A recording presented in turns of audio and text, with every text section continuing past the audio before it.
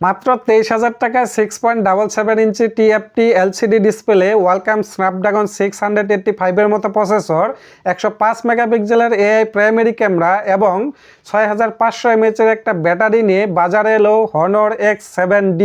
তো এই ফোনটার প্রাইস ধরা হয়েছে 22,999 টাকা, অর্থাৎ 23,000 টাকা।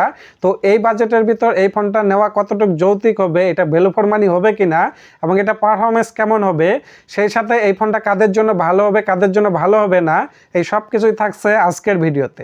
সো আপনি যদি আমার চ্যানেলে নতুন হয়ে থাকেন অবশ্যই বলবো চ্যানেলটা সাবস্ক্রাইব করে আমার পাশেই থাকুন। চলুন ভিডিও শুরু করা যাক। প্রথমে এই ফোনটার ডিজাইনটা দেখুন। এই ফোনটার ডিজাইনটা দেখে আপনি কোনোভাবেই বুঝতে পারবেন না যে এটা একটা বাজেট ফ্রেন্ডলি ফোন এবং এই ফোনটার দাম মাত্র 23,000 টাকা, কারণ ডিজাইনটা বেশ সুন্দর করা হয়েছে এবং প্রিমিয়াম একটা ডিজাইন করা হয়েছে। তবে এটা কিন্তু একটা প্লাস্টিক বিল্ডের ফোন। প্লাস্টিক বিল্ডের ফোন হইলেও এই ফোনটা হাতে ধরে বেশ প্রিমিয়াম ফিল পাবেন, কারণ এখানে ভালো মানের প্লাস্টিক তারা ব্যবহার করছে। সাথে এটাতে থিকনেস ব্যবহার করছে 8.24 mm এবং এটা ওয়েট ব্যবহার করেছে 204 গ্রামের মতো। ওয়েট বেশ ভালো, তবে ফোনটার ডিজাইনটা ফ্ল্যাট হওয়াতে রাউন্ড শেপগুলো আপনার হাতে কিছুটা লাগবে, অর্থাৎ ফোনটা আপনার হাতে একটু বড় লাগতে পারে। সেই সাথে এই ফোনটাতে তারা ব্যবহার করছে IP65 এর মতো রেটিং, যেটা আপনি ধুলাবালি থেকে সেভ রাখবে। তবে এই ফোনটা কিন্তু আপনি পানিতে ভিজাইতে পারবেন না, পানিতে ভিজাইলে কিন্তু পানি ঢুকে যাবে এই ফোনটাতে। সেকশন নিয়ে এই ফোনটার ডিসপ্লেতে ব্যবহার করেছে 6.77 ইঞ্চির একটা TFT LCD ডিসপ্লে এবং এই ডিসপ্লেটা কিন্তু 120 Hz রিফ্রেশ রেটের এবং এটার রেজুলেশন হলো 720x1610 পিক্সেল, অর্থাৎ এখানে কিন্তু ফুল HD প্লাস রেজুলেশন পাচ্ছি না আমরা, এখানে তারা ব্যবহার করছে HD প্লাস রেজুলেশন।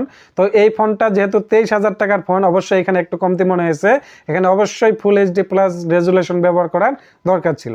সাথে এটা কিন্তু একটা TFT LCD ডিসপ্লে, অবশ্যই এখানে IPS আশা করব, কারণ এই বাজেটের ভিতর কিন্তু অন্যান্য কোম্পানিগুলো IPS LCD এবং ফুল HD প্লাস রেজুলেশনের ডিসপ্লে অফার করতেছে অনেকেই।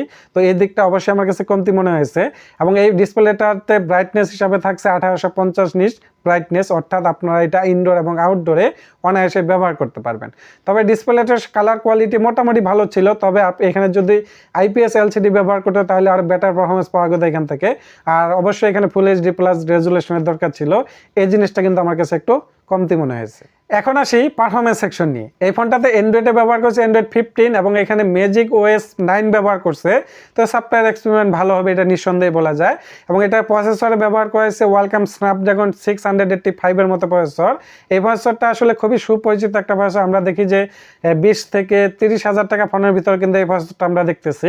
তো এই প্রসেসরটা কিন্তু মোটামুটি ভালো একটা প্রসেসর, মনে করেন যে আপনি যদি রেগুলার পারফরমেন্সের জন্য নেন বা আপনি অনেকদিন ব্যবহার করেন একটা ফোন, সেটা দিয়ে আপনি টিকটক, ইউটিউব, ফেসবুক, ইনস্টাগ্রাম এই সমস্ত অ্যাপসগুলো চালাবেন, হালকা পাতলা মনে করেন যে গেমিং করবেন, তাহলে আপনার জন্য এটা ঠিকঠাক আছে এবং এটা খুবই ভালো পারফরমেন্স আপনারা পাবেন। তবে ভাই আপনি যদি ভারী গেমার হয়ে থাকেন, আপনাকে ভালো গেমিং করতে হবে, তাহলে এই প্রসেসরটা আপনার জন্য না, কারণ এটা আসলে কোনো গেমিং প্রসেসর না, এটা একটা রেগুলার পারফরমেন্সের জন্য ঠিকঠাক আছে। এখন আসা যাক ক্যামেরা সেকশন নিয়ে। এই ফোনটাতে রয়েছে 105 মেগাপিক্সেলের AI প্রাইমারি ক্যামেরা, সাথে রয়েছে 2 মেগাপিক্সেলের একটা ডেপথ সেন্সর। তো অবশ্যই এখানে আলট্রা ওয়াইড ক্যামেরাটাকে মিস করব, অবশ্যই 6 MB হোক বা 8 MB হোক একটা আলট্রা ওয়াইড ক্যামেরা এখানে দরকার ছিল, কারণ ওই জিনিসটা কিন্তু দরকারি। তাছাড়া ডেপথ সেন্সরটা আসলে কোনো দরকারই না, এটা আমি দেওয়ার কোনো মানে বুঝি না। এবং সেই সাথে এটার যে ক্যামেরাটা ব্যবহার করেছে 105 মেগাপিক্সেলের AI ক্যামেরা, এইটা পারফরমেন্স দেখে আপনাকে মুগ্ধ হইতে হবে ভাই, একদম সেই লেভেলের ছবি প্রোভাইড করবে।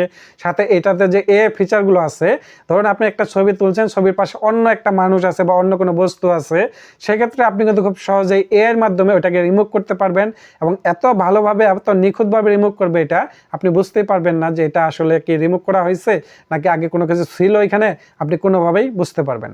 এবং এটা দিয়ে আপনার ভিডিও করতে পারবেন সর্বোচ্চ 1080p 30 fps পর্যন্ত ভিডিও করতে পারবেন।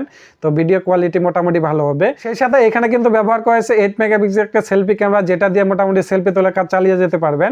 তবে এই ফোনটার প্রাইমারি ক্যামেরা পারফরমেন্স আপনাকে মুগ্ধ করবে, কারণ এখানে ক্যামেরা কোয়ালিটিও বেশ ভালো হয়, ন্যাচারাল কালার দেওয়ার চেষ্টা করে এবং এইখানে যে AI ফিচারগুলো ব্যবহার করছে এটা ভাই বর্তমানে লাখ টাকার ফোনের ভিতর পাওয়া যায়। তো এটা মাত্র 23,000 টাকা ফোনের কিন্তু Honor দিয়ে দেখায় দিছে।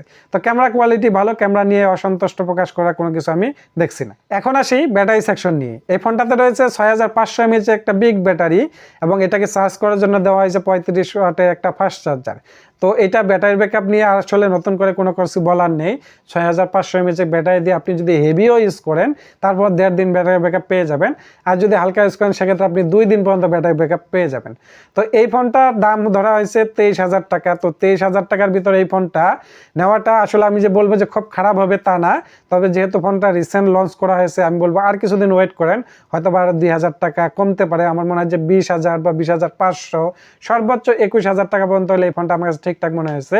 তো বর্তমানে যদি এখানে তারা একটা জিনিস যদি করতো, যেমন এখানে যদি ডিসপ্লেটা IPS LCD ব্যবহার করতো এবং ফুল HD প্লাস রেজলিউশন দিত এবং এখানে সেলফি ক্যামেরা একটু বেটার ব্যবহার করতো, তাহলে মনে হয়তো যে হ্যাঁ 23,000 টাকায় বেস্ট। কিন্তু বর্তমান প্রাইস অনুযায়ী বর্তমানে যা যা ব্যবহার করছে এটাতে যা পারফরমেন্স করবে এটার দিক দিয়ে আমার কাছে একটু কমতি মনে হয়েছে। আমার মনে হয় 20,000 বা 20,500 মধ্যে হইলে ঠিকঠাক হবে।